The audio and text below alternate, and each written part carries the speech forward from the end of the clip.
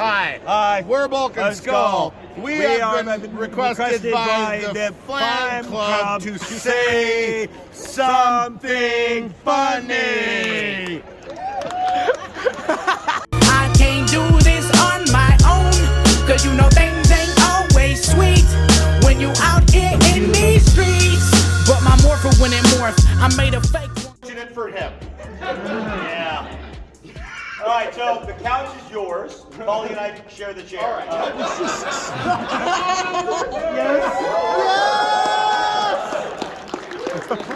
Worst puppet ever.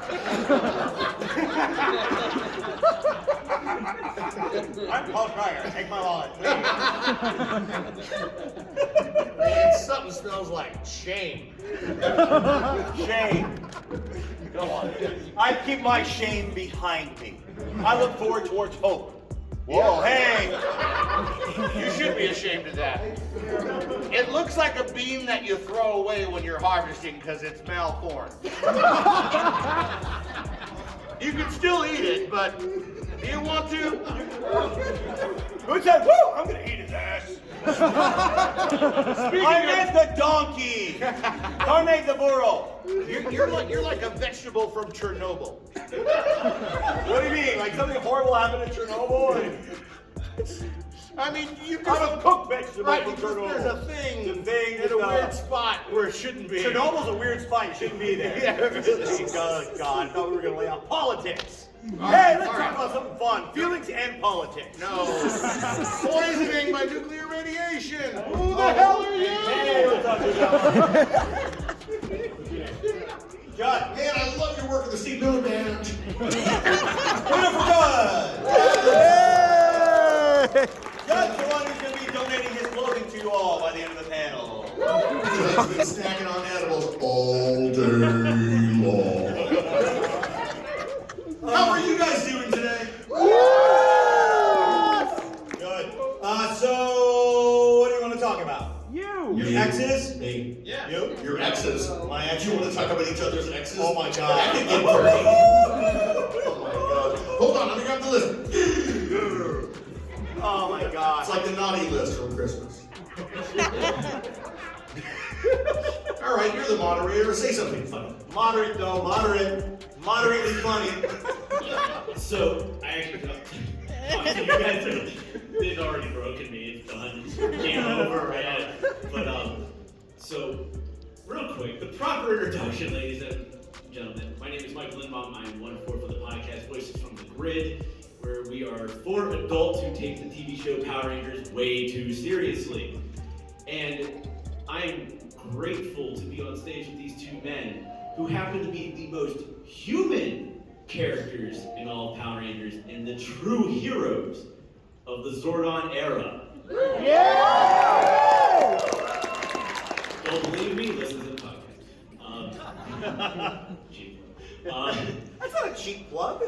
But, Hey, look, whatever manifesto you need to have daggered to the door of the church, it's fine with us. Oh! Ladies and gentlemen. Any Lutherans here? Of course not in the Midwest. There's not going to be Lutherans nearby. Of course not. But of course, ladies and gentlemen, Bulk himself, Paul Schrier. And Skull, Jason Narvy. One question I want to start this off with right now. Serious question. In Power Rangers, you guys are portrayed as the bullies. But every time something happens, you're the ones always getting laughed at. We're the victims. Doesn't that really make the Power Rangers the bullies to you guys? Yeah. I mean, who hates jocks? Everyone. Yeah. I hate jocks. The good-looking people, even their nerd is like angular, like a model.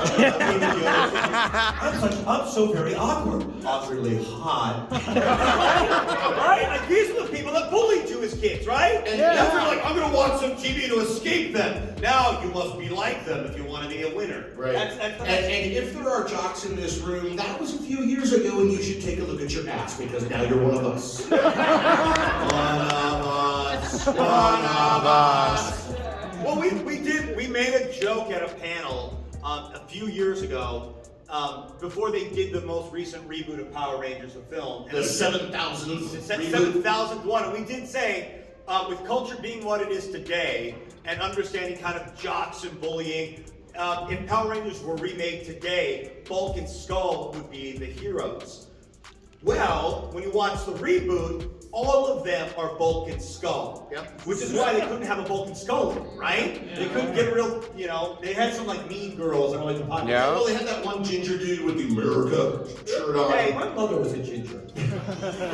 My mom was ginger on Gilligan's Island. She was hot. Your mom was hot. I mean, What do you mean? It is so hot, Lenore. She's so beautiful. What do you mean? Don't say my mom's hot. My mom's ugly. Oh, sorry, Mom. Sorry. His phone was ringing yesterday and it said Mom, and he wasn't there, so I picked it up and I was like, "Hi, Mom!" She's like, "Jason, your dad was talking about the Thanksgiving." I was like, "Actually, Lenore, it's Paul." There was like a long silence.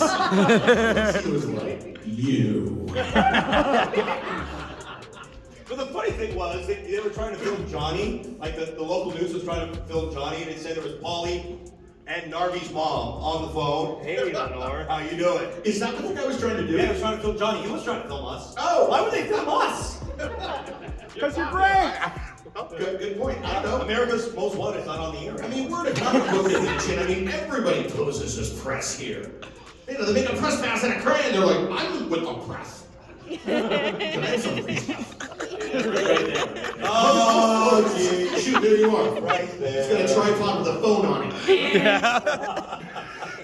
If your camera is a tripod and a cell phone, that is not official press equipment, right? I mean, Well, you've made it to me. Keep going. I mean, it's all being at community conventions.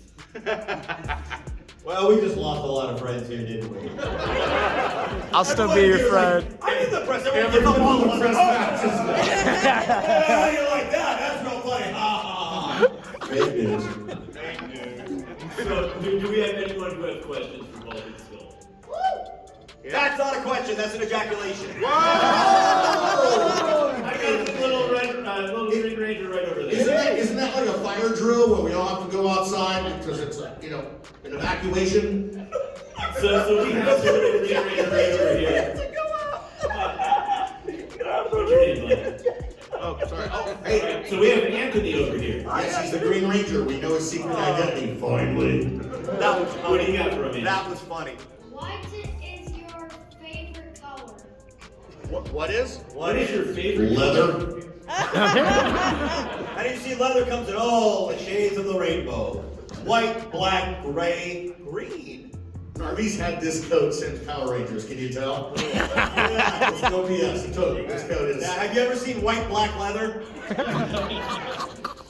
It's not supposed to look like that. No, it's not. Yeah. It's slowly turning back into a cow. It's the reverse. Yeah, exactly. It's a reverse You sir right there. I had a question for Molly. How did you get on Hyperforce? Was that like auditions, or did you just call in, or? There were no auditions. The master of Hyperforce is Melissa Flores, who for a period of time was the Power Rangers brand manager at Hasbro. And she was approached by the Hyper Rabbit folks and my castmate, Mr. Sudarso. And together they hatched the plan to do an online, in-canon universe role-playing game based on Rangers. And have a new team of Rangers and kind of do some stuff that you could never really do in the series. And if any of you have watched it, God bless you, because it's 75 hours. Yeah, it's long. It's good. I mean, even binge watching is difficult when it's 75 hours. I mean, you gotta eat sometime. Oh, you did? You watched it live? Whoa. That's awesome. Wow. You were really underemployed. No, he was working the dog watch. He's on the graveyard shift. You and Andre and Jason was the three of my favorite people, so I had to watch it. Oh, that's awesome. Christina V was there too. Yep, she's okay. Actually, she's cool. She's super cool. Yo. Gentleman in the white. So if you were asked, would you both don spandex and become the yellow and purple Power Rangers? Oh, you gotta stop us from putting on spandex. Now on camera, you gotta stop us from doing it on camera as well. To be paid for it? Heck yeah! I don't know. I'm a man of a certain age, although I will say there have been some technological advancements in the way of body stockings, if you will, like spandex sculpting of all your junk, you know? That's why you can't trust anyone when you're dating people until you see it.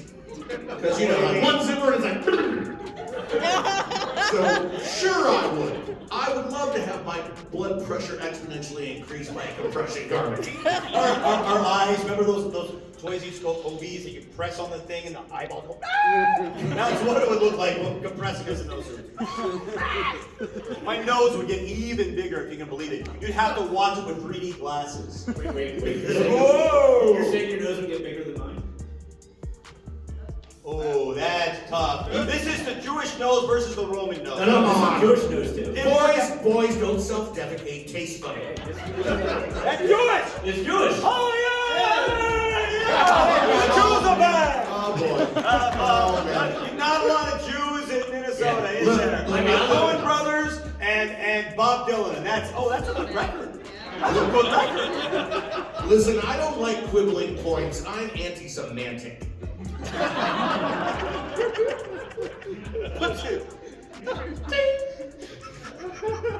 Your mouth to God's ears. Any questions out there? Or you can throw it to the moderator. So we know that you came back for Samurai. Were you ever hit up to come back for Samurai? Besides at the end, I know we saw you in that limousine. Right. No, No, it's the opposite. They did not want to have him back for Samurai. They did not. In fact, they originally didn't even want me. They wanted two younger guys to do Bulk and Skull-esque characters. I think they were planning on having them play our sons. Yeah. But they couldn't find anyone.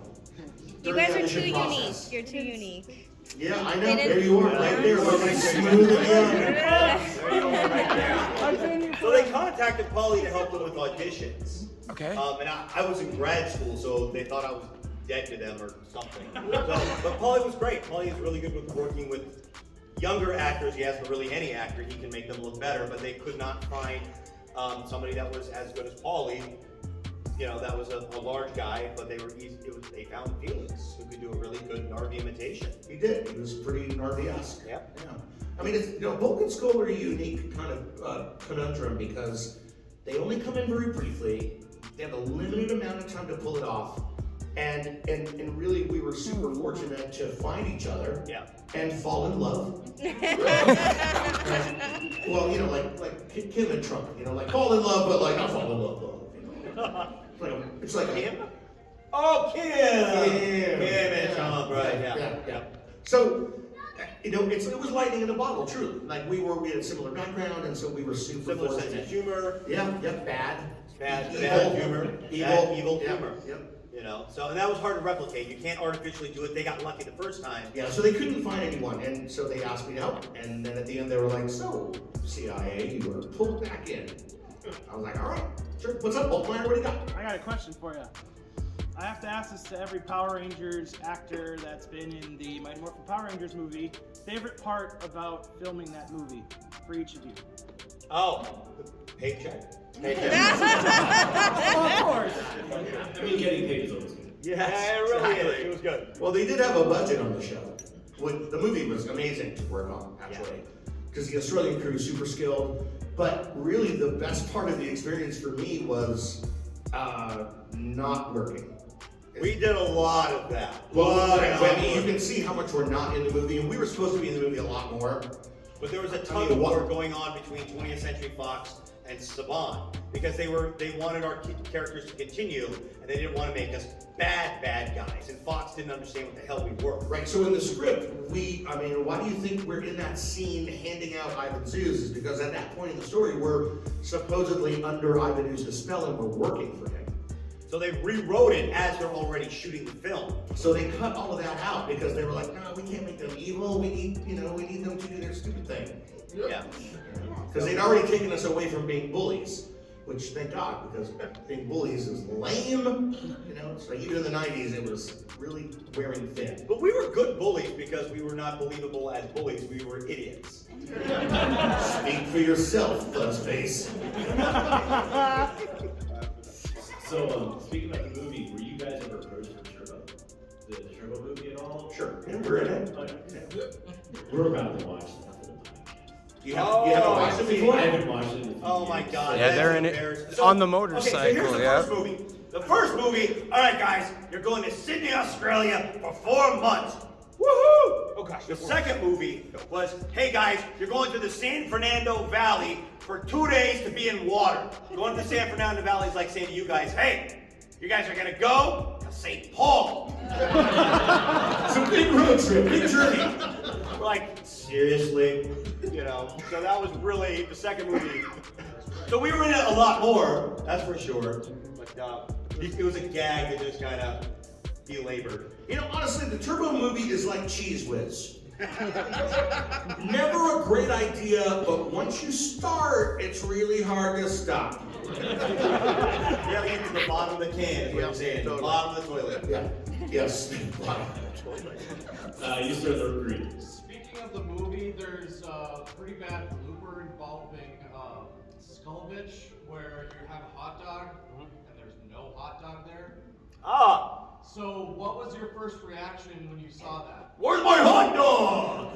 Well, that's not the worst thing that's ever happened. You want like lack of hot dog. Yeah, continuity? Watch Star Trek. Give me a break. I mean, we reinvent the show universe every year. I mean, day one of my job, they're like, we're gonna take something and we're gonna hurl it at you. This is the thing we're gonna hurl at you. Okay, that's where you start. So lacking a hot dog, I'm okay with that. I'm perfectly okay with it. What was it like going into Lost Galaxy? Oh, we were lost, man. Because like after in space, it's like you have this whole battle, and like we were like originally like I guess the pre-formula was that they weren't going to be doing Power Rangers after in space, but because it was so popular and the ratings were amazing, they were like, oh crap, now we have to do another season. Yeah, well, and if you watch that season, you can kind of sense the meandering narrative that didn't make a lot of sense, and suddenly Ernie was gone, and now I'm working at the bar, and it's, you know, it's really weird. Yeah, because in Lost Galaxy, you both end up going into space, and then you just disappear with that doctor. Well, no. I gets know. left. Yeah. I get left behind. They wrote me off the show. Yeah. By oversleeping. Yeah, you were sleeping. But, I mean, that was my choice to leave the show, but that was the worst write-off ever. Although it's kind of appropriate for Skull when you think. Well, at least you weren't sent to the peace conference. Oh yeah, that's right. That was an ongoing joke on the set. If someone said something that we didn't agree with, like, hey, we're sending you to the peace conference. Shut up. And they're doing a bang-up job because peace is just broken out all over the world. David's was pretty rough. His send off. Yeah. Yeah. How did they send him off again? They brought in another actor to kind of sit in and overdub him. Yeah, they aged him. He turned into an old man. And at that point, David was off the show. Yeah, and they dubbed over his voice from a really bad voice actor. Yeah, That was horrible. All things must come to an end. And you can either choose your end or let your end choose you. You know, I think that's what happened. Well, okay, so the interesting thing about Power Rangers is this is before people have a strong concept, at least on TV and in films, of a universe, right? The idea, you always know the stories of Star Wars, how, you know, Lucas was a genius because he says, no, we want franchise rights. At the end of Star Wars, the bad guy's not going to die. He's going to fly off into space because I'm going to do a thing called a sequel, and people have blew their mind. Well, Power Rangers, what they said was, okay, this could come to an end. Our fan base is going to age out. So what do we do? So there was the question of, do they grow the original cast to grow up with the fan base? At some point they'll age out. Or do they just say, no, fan base is too old, they're dead to us, let's get new actors. Every year, clean house for 1 year. Well, That's the disparate nature of the Japanese footage also lends itself perfectly to that paradigm, right? And actually, as we're talking about like send-offs, you know, you had the sleep-in send-off. What do you technically consider for both of you your true send-off to be the last episode of Samurai? Not really, because we're still in the CIA, man. They can bring us back anytime. I'm still involved with the company, aren't you? Aren't we all? Yeah, we still talk with them once in a while. We hear from them. I mean, there is a 30th anniversary. Bro. That's like worse than a yearbook picture where I have my hair is like this. Like, what up? Maybe Vulcan Skull CIA on HBO Max.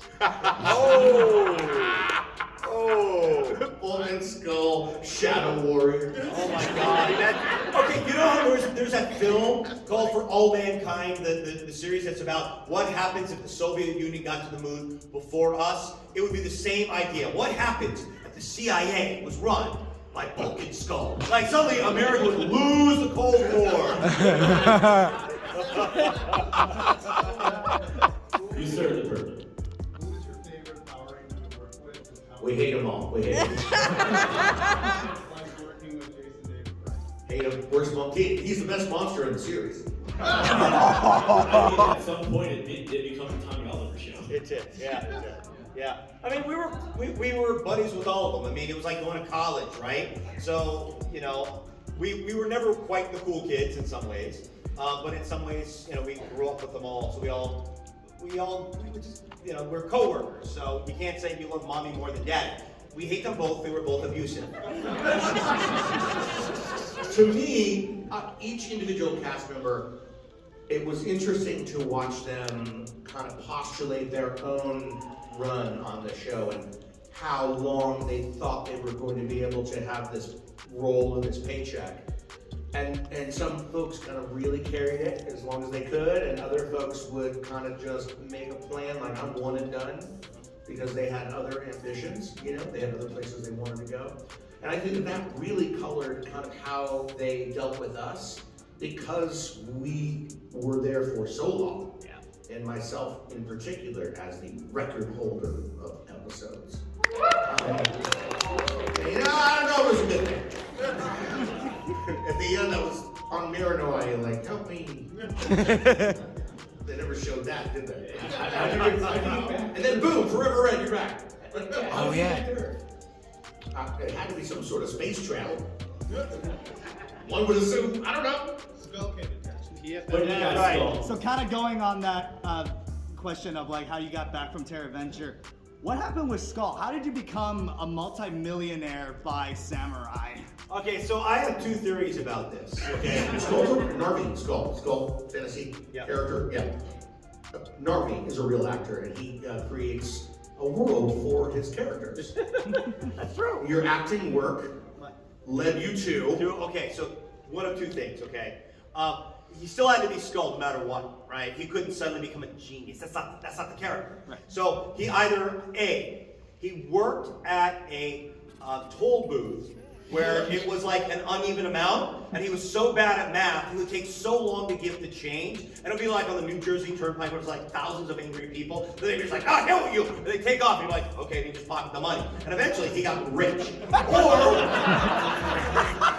Or So thievery, basically. thievery for the state. Or he was such a coward and he had so much PTSD, he started working at an insurance company. And I'm like, everyone in the company was like, yeah, we can insure your building. But Skull knew, like, the moment he saw a building, he'd be like, it's gonna fall down, don't insure anything. And of course, every building in downtown Angel Grove was always destroyed. So that led everyone to think he's a genius.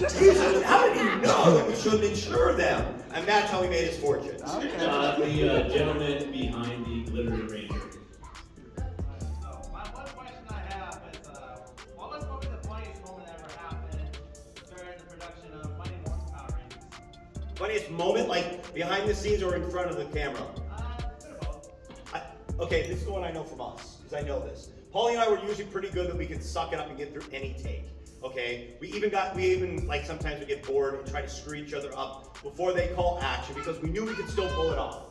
Like there was a while where we would get into dead arm contests, you know, and just don't forget the way it goes is they're going, okay, let's lock it up, let's try one. All right, ready, and let's roll them. Scene 322, take one. Marker. And action. Remember that sequence, okay? Because what we would do is we try to get the dead arm closer and closer and closer to the action. So the point was scene 322, bam! And marker, click, action. To the point where right before they called action once, I see the shadow come over me. I look up and there's Paulie. Bam! Action! Hey! But when they shaved our heads, we couldn't get through it. Because they shaved our heads and they turned us to each other. We had to look at each other.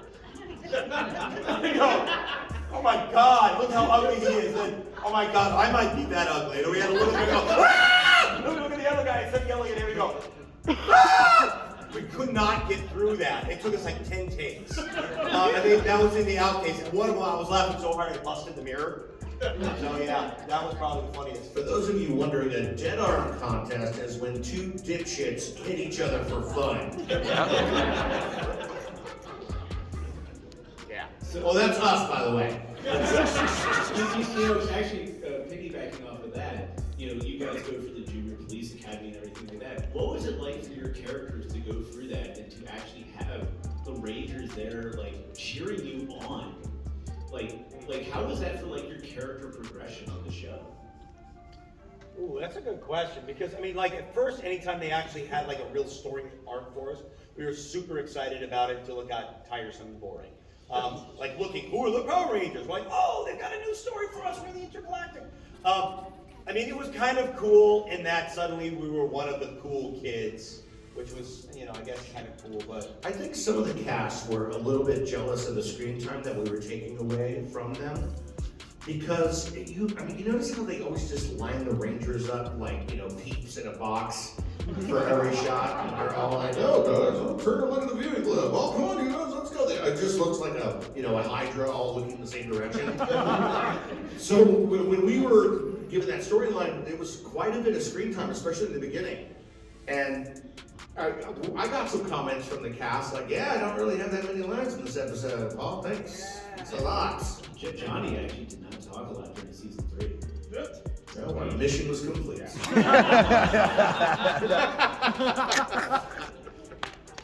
I'll tell Johnny that tomorrow. His Shut up. But then also on top of that as well, Jason, you actually got quite a bit of character progression as well with some of the work that you got to do with Skull and Kim, and also with Adam. Yeah. Like when you're doing like the whole Phantom of the Opera. It is funny. It was really good story. It was like really great storytelling, and we actually recorded that one a couple months ago, so we'll have that out soon. And we love the progression for you in that one, but we also love when Bulk came to the realization that it was Skull playing classic piano, and he's like, who's this loser? And it's like, oh, it's Skull, and it's like the most heartwarming moment on the show. It's like, it showed true great character progression for you guys. Well, I mean, the heart of Bulk and Skull is that it's unconditional friendship, no matter what. And that's a great theme, It just is. And like going to Kim, like when you have your heart broken by Kim, like so many people can relate to that, and it's like I know I can relate to that. No, I refuse to believe it. Every woman in here is pining for you. Raise your hand if you're pining for him right now. Thank you. The rest of them are lying. They've got their husbands nearby. They don't want to. I'm not sure what pining is. Is that like swaying in the wind and dropping needles? Or something? But my point is that like I love the fact that your characters became much more relatable as well. Because like we could relate to your characters and stuff like that. Because we all have that one friend that we've been friends with for like 20 plus years. Absolutely, man. And plus, we're just waiting for the Rangers to fall into the Shark Tank, and hit the trapdoor end of every season. Splash. New kids. Any other questions from the audience? Ghostbusters and the Red Ranger there. So as the show went along, how much creative freedom did you guys get with your lyrics? Depends on the director. Some directors have a real faith in actors, and other directors hate them. How was it for you directing? Because you directed something. I hate them. Actors need to follow instructions, just like children. You did work with children. I mean, I did. That's true. Like all actors are children. They're like, yes, I am. No, we are children. And then other directors will allow you to riff a little bit, but riffing, improvisation, extemporaneous performance is risky, like method acting. Because it's smarter to build a bridge than to meditate until it appears, right? Because, you make everyone wait while you're meditating with all your woo-woo, So some directors would bridge the gap and they'd say, here's what I'd like you guys to do. Do you guys have a thought of what you'd like to try? And we'd say, we thought we'd like to do this. And they'd say, well, let me see it once. And if we could do it, well, I think Bob Hughes started doing that. And if it worked, we're like, okay, let's try that. So that way we're not wasting everybody's time as we're trying to get it right. And then over the course of the arc of the series, it kind of changed. It's kind of like like not a great marriage where things are hot in the beginning and then it just kind of starts to go down. And at the end of our tenure on the series, when we would read the scripts, it would say, Scene 17, Bulk and Skull do something funny. Some real visionary writing there. We had a whole other vernacular on the things we did. So you guys are going to woogity in, you're going to banana over your mark, you're going to do the shtick, and then you're going to do the plot. Okay, does that sound good? Okay, let's do that. It makes no sense. They'll never teach you that in acting school. Yeah, but we developed a vernacular between ourselves to be able to describe and quantify certain types of bits. So the giant banana joke is, there's a lot of Bulk and Skull screaming at monsters. Monsters are generally tall, which means you're looking over the camera, and so we would always make the joke that when you're looking up there, there's a giant banana. And so whatever, the giant banana was a stand-in for monster du jour. And it's always because you have to see it. I love Polly doing this one. You have to see it, and like, there's something out there. What the heck is it?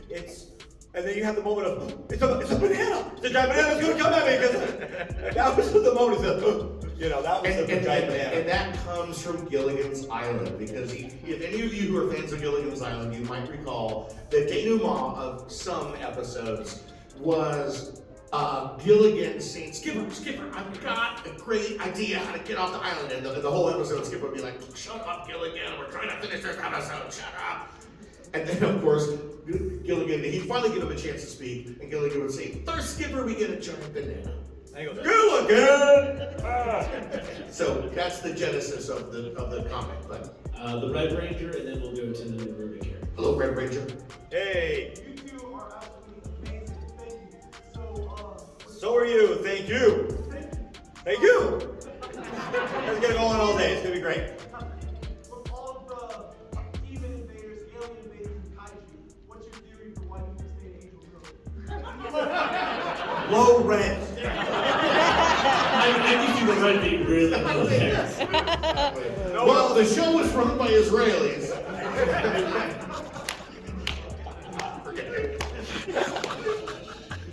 Actually, Angel Grove's a terrible place to live. Terrible. I mean, how did they rebuild that warehouse? Every fast. Right. Well, they use Skulovich Construction Services.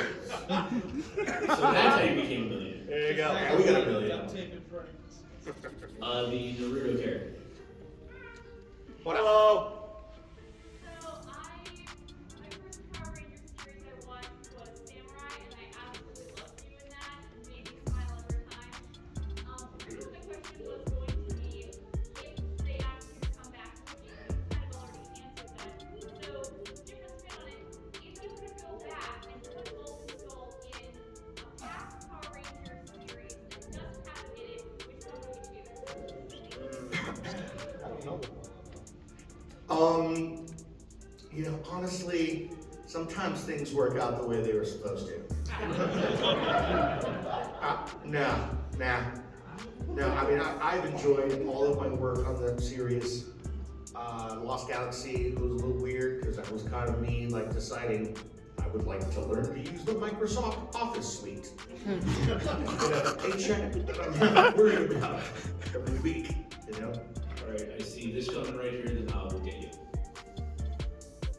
You said. Who is it? You worked with people like in monster suits. What's like your favorite moment or suit that you worked with? Well, did you guys know in the movie the ooze monsters were supposed to be rats? Yep. And the rat costumes were so bad they couldn't turn their heads or They were anything. awful. And it's just a Japanese guy just basically doing this, The mouth would be opening and closing, and they look frightening for like a close-up, but really when you saw them, it just looked like a dude. They were actually they looked kind of cute. That was the problem. Power Rangers, this cute little, hi, I'm a Power Ranger. Right, so do that. So we decided at a certain point in Australia filming the Power Rangers movie, we had to film episodes for the series because you're reaching the February sweeps period or whatever, and we needed to, but we were trapped in Australia because production went long. So Narvy was the first AD of second unit. I became the first AD of first unit because we're saving the company money. Of course they're going to let us do that. And so we decided to use those rats in the series. And you recall the colonial going back in time bit, and the rats are in there. Well, they, the Japanese stuntmen, they are some of the best stunt performers in the world, and many would argue the best. Yeah. So we're working with Alpha Team, and they were doing all those Hong Kong wire gags, especially during a few sequences. And they would string the poor guys up in the rat costumes onto an air cannon. And they'd be flying through the air, and we just thought it was so funny because we were like, that is the stuff of nightmares. Just these cute rats. And so we had a pretty bad injury on set when the wire broke and the rat fell to the ground, and then he didn't move. And we're like, Tadahiro, are you okay? And you just hear, I'm okay. And there's one little rat hand waving feebly in the air. And it turns out Tadahiro was not okay. He had a broken arm. But because dislocated shoulder. So because they are Alpha Stunt Team, he just gets up, slams himself into a wall. I'm ready to go. It's like, no time. That was fun to take him to the country doctor in the backwoods brush of Australia. Okay? Because it wasn't Tadahiro. Tadahiro came as the translator. I forget which stuntman it was at the moment, but he didn't speak a word of English. So Tadahiro would translate it to Japanese. And the funny thing was this Australian country doctor, basically an Australian redneck, okay? The guy, he'd say, right now, I'm gonna check your arm, let me see if it hurts. Where's it hurt? The guy would say in Japanese, and Tadahiro would say, it would hurt right about here. And then the doctor would look at me. I'm like, there you go, what'd he say? I said, Tadahiro just said it hurts when he does that. Oh, right, yeah. Ask him if it hurts when I do this. And Tadahiro looks at me like, what the hell's going on? I go, Tadahiro, doctor goes, I know what he said. And he turns to the other guy, and he says to him in Japanese, tell me when it hurts. And the doctor moves the guy's arm, and he goes, ah. And the doctor looks at me, and the doctor looks at me for the translation. Racist. Well, the bottom line is those stuntmen are really very strong performers with a big work ethic. And they're really into taking it for the team, for sure. They really are. They're amazing. You're right over there.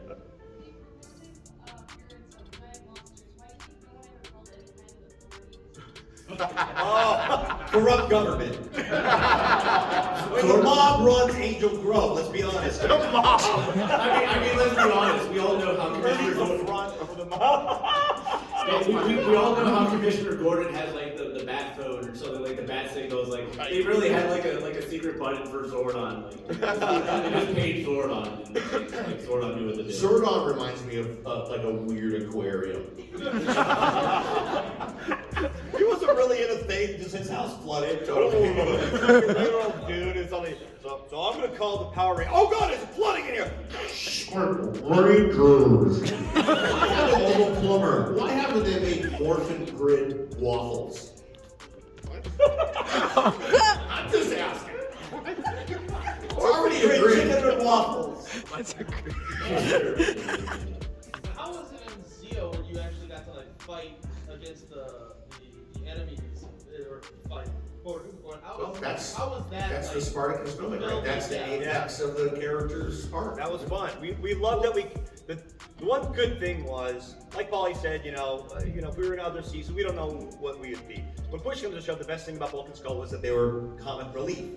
Paulie and I both, as actors, loved the fact that they had, a story arc. So we liked the fact that they found a way for us to be heroes and idiots at the same time. That's the way to do it, right? Yeah. I think the last episode in space where you you Paulie step up and go, I'm the Red Ranger, like you're like I'm the Black Ranger, and it's like that was like the penultimate moment for Bulk and Skull right there. Yeah. For your character progression. I think it was the ultimate moment. It wasn't the second to the last. Yeah, really. I used the wrong word. I'm sorry. You can can boo me now. I mean, people were booing me at Lord of the Ring time. You can boo me here too. too. It's okay. They were booing you? Did you moderate the Lord of the Rings? I was secondary moderator. What? So I was the guy. Is that a thing? Yeah. So I was the guy on the floor helping with the Q&A, and I was the guy who had to deliver all the bad news. Like, if you left the panel room, you can't come back. 10 minutes left. 5 minutes left. All right, everyone, just boo me. It's okay. And everyone's armed with swords and bows. Yeah. Don't worry, I'll get better. Was the panel good? Oh, the panel's amazing. That's awesome. Good. We saw those guys in the back. It's like working with chimpanzees. They said, "Don't look them in the eye." Tear your face off. Tear your face off. What was it like being monkeys on the show? That's true. We did. Yeah, we hated that. Working with chimpanzees is you're not supposed to touch their butt, eat or drink near them, or look them in the eye. And so they bring the monkey to you, they throw it on your back while you're drinking a Coke, and you turn around and you're like, oh shit, oh God. I think you touch its butt just to, round it all out. You had your hand up. And I could be wrong here, but wasn't there just like a proposed spin-off at some point? Yeah, that's why we became monkeys. We were supposed to be working on the They're good. spin-off. And we all know any TV show is made by a room full of chimps. So yes, there was postulated a Vulcan Skull show, which was going to be like a upstairs, downstairs, kind of like motel thing. But really, when they focus group tested the idea with kids, they were like, "Where the kung fu the giant robots at?" Yeah. Well, I think the other con was that they did essentially like a clip show of you guys. Yeah, Good, the Bad, and Stupid. I got that. Which was sold which was fandom. after that, though. Oh, was it after? Slightly after. I thought that was the final, that was the nail in the coffin. Yeah, they were like, and the sales on that were not great. Yep. Do you guys ever use your character's full names for jokes that you do yourself every time you make budget reports, like ever? Because you did it pretty Eugene Stolovich. Yeah. Use it as a joke between ourselves.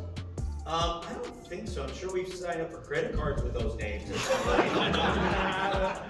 Oh, I did sign up for a credit card there once. And somebody called me like, "May I speak to Eugene Stolovich, please?" I'm like, ha ha ha. Like, this American Express, where's Eugene Stolovich?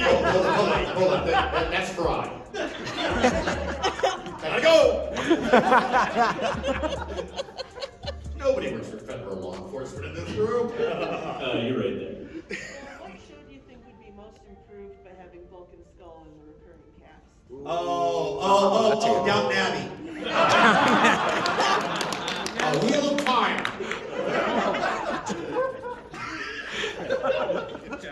We're the Lord of the Rings series would be way better.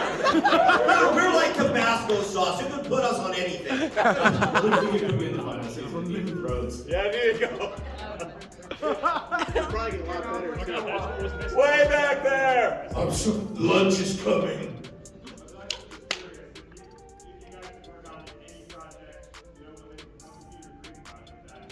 We were just talking about this at lunch, and we always postulate making stuff together, but it's difficult with work schedules and with family schedules And the geography between us it's these far days. away. But we have been rolling around a Waiting for Godot project.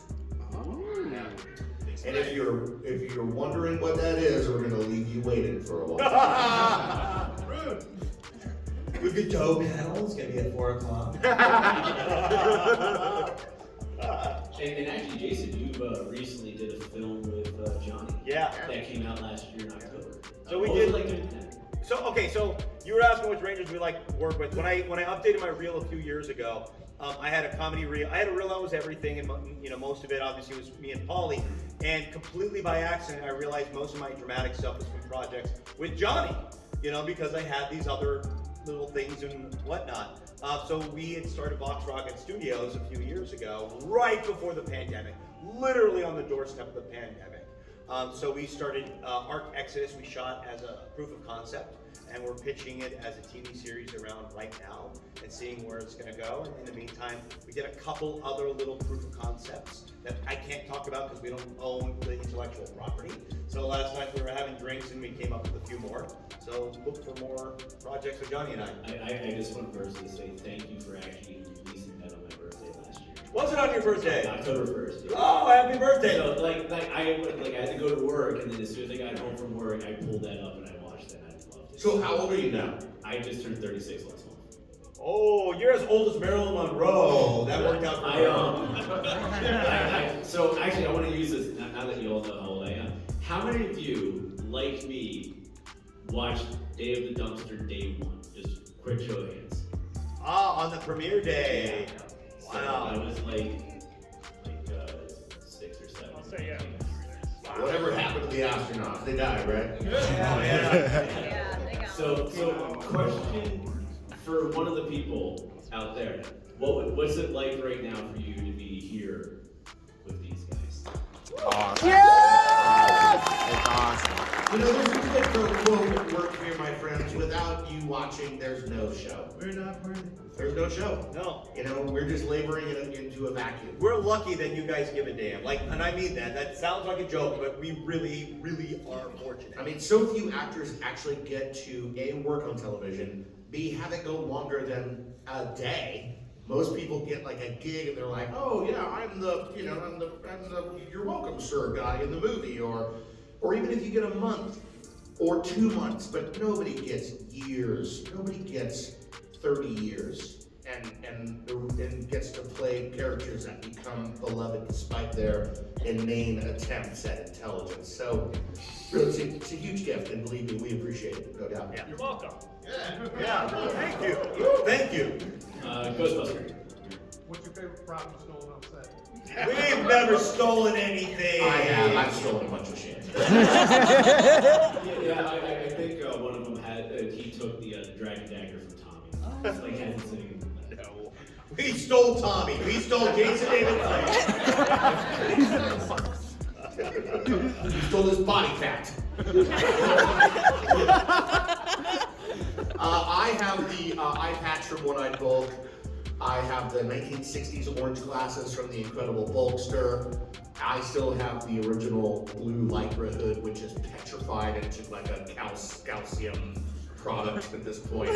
You know, old spandex, you just touch it and it just like frags into dust. Yeah. I think I have a few costume pieces. I mean, Zach has a lot of them now, but I've got my jacket, my blue jacket from the TV show. I mean, from the movie. What looks something like Prince would have if only we're in purple. Somehow or other, I ended up with a Red Ranger stunt helmet too, which I have in my house. You right there.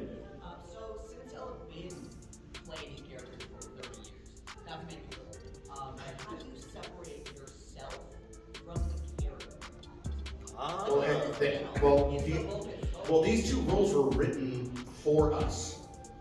So the writers were smartly keeping them close to us. So look, there's no dramatic like acting happening here. I mean, we may be good actors because we can act, but really, I'm not playing something. So I mean, many of you have met me. I'm a dipshit, right? I mean, they're caricatures of us, right? That's it. Like we both thought we were just a little bit punk rock, so we just put it on steroids. But I will tell you what that type of paradigm does impel you to do, and that's Hamlet 14 times. Oh my gosh. Yeah. Yeah, so we've done a shitard of Hamlet.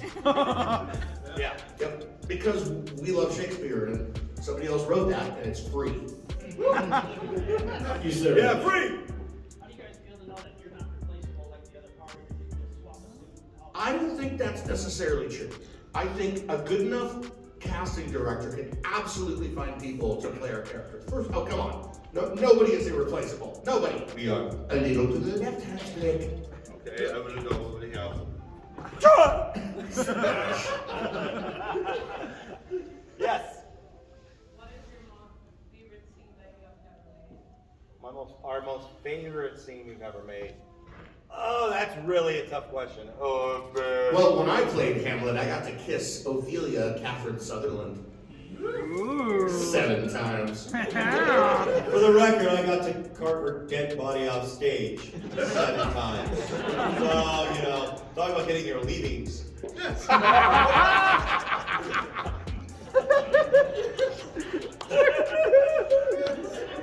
Pink dropping.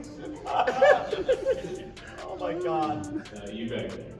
Have any of you noticed any major changes in production or culture since when TV streamed from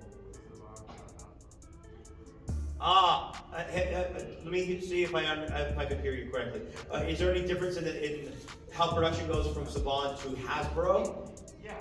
Essentially with the change move over from I see. That's hard to say because we haven't spent enough time with the Hasbro crew, the current crew, the Netflix crew, whoever's crewing it now. Yeah, well, I mean, I know who they are. It's just like the people with the nice cars in high school. You gotta see it when you're like, yeah, hate you. I don't know that there's been a giant difference in it, but they're shooting in another country, so it really is apples and oranges, because there's a whole other filming culture in New Zealand that's not here, so it's really hard to compare. But there's a lot of similarities. But look, if you're a real Rangers fan, this recent acquisition of the property is potentially really big news because there was the commitment that there was going to be a continued television presence as well as a multi-threaded feature film presence. It's going to be a TV movie cinematic universe. Yeah. Well, and I think they finally ran out of. Show me the morpher. I want to see it. Show me the morpher. Okay. I want to see it. Show me more. I'm only going to believe it when I see it. And believe me, I think there's a possibility that this universe is going to continue. It will end up like Doctor Who. Well, correct me if I'm wrong, but they're done with You're wrong. No, not about life. Not about my choices. Anyway, but there's no more Super Sentai.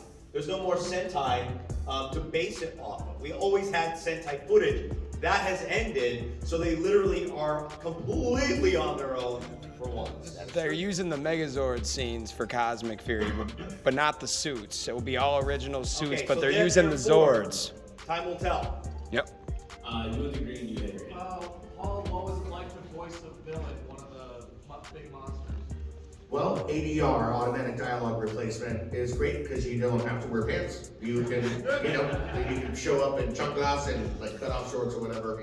So that is the best part of doing voice work is that you don't have to get gussied up with, whale makeup or whatever they put on back in the day.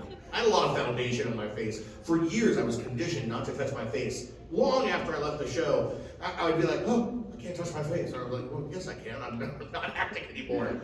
So, yeah, that's pretty much it. Cool. Casual. This is casual.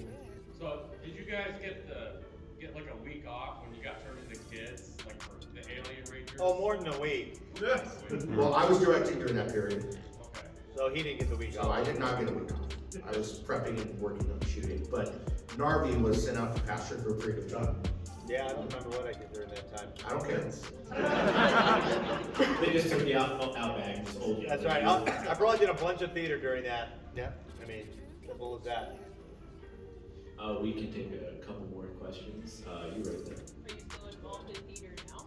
I absolutely am. I am a professor of theater at East Stroudsburg University of Pennsylvania. I'm currently directing She Kills Monsters, my inaugural show at that school. And then I'll be directing Candor Ed's Cabaret. Cabaret? Yeah. I'm there's a cabaret, there's a Nazi, doesn't work out well for the Jew.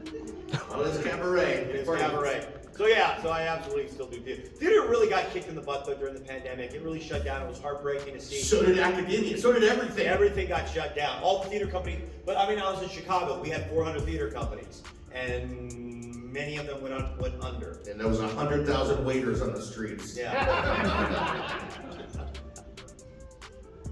Yes. You right there. I was wondering, Polly, what are you up to these days? Are you directing? What are you? Thank you for asking.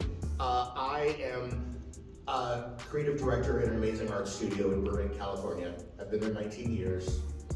They let me go and act and then come back. And there's tons of toys at this convention that my team and I prototyped. We work on fine art. We have a visual effects scanning department that works on feature films. I work at General Giant Studios. I'm going to go to the sir right there, and then we'll get you right there. And what was your favorite quote from Mighty Morphin Power Rangers? Oh. Goldar. Giant Goldar. Giant Goldar grabs the bus. Bulk and Skull are in the bus. My God, Bulk and Skull! They're in peril! Bulk and Skull huddle together. Bulk says, I want my mommy! Yeah! I want your mommy! You guys, thanks for watching and reading for all these years. We love you. Thank you. Oh, who's that? We got Melissa? right there. Melissa, go on. Melinda? Run for president for real? Well, anybody could do it. Clearly. Thank you guys. Have an awesome day. Thanks.